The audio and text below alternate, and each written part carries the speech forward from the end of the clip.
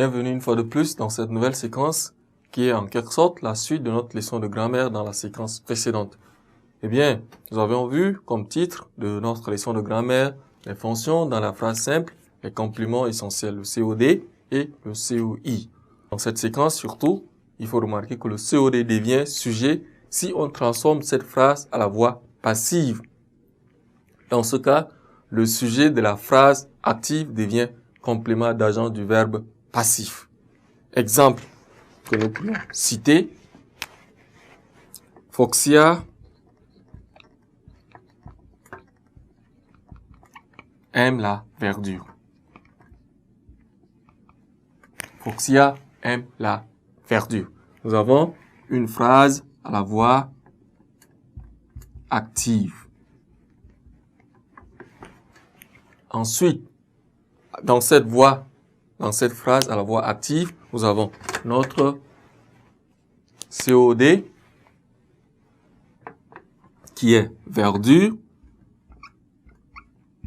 Nous avons notre verbe qui est aime et notre sujet qui est foxia. Maintenant, si nous voudrions la transformer en la voix passive, nous dirons la verdure est aimée, bien évidemment, par foxia. Par foxia. La verdure est aimée par foxia. Voix passive. Voix passive. Notre phrase ou bien notre exemple est à la voix passive. Dans ce cas, nous avions notre sujet de la première phrase ou bien de la phrase à la voix active qui devient complément d'agent. Complément d'agent, le CA. Et nous avons aussi notre verbe aimer. Ensuite, nous avons le sujet verdure. Le complément d'objet indirect, à savoir le COI, est un complément essentiel du verbe qui se construit avec une préposition.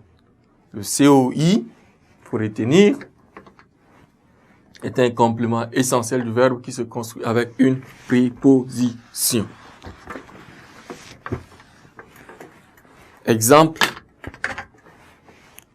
Bassa parle à son père. Bassa parle à son père. Bassa parle à son père. Nous avons son père qui est le COI du verbe parler.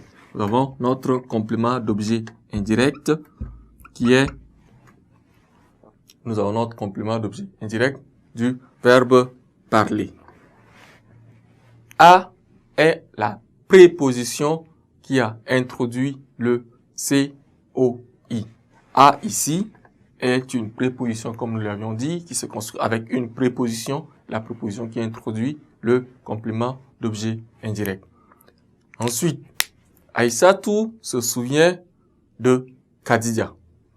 De, dans cet exemple, est la préposition aussi qui annonce le complément d'objet indirect qui est bien évidemment Khadija.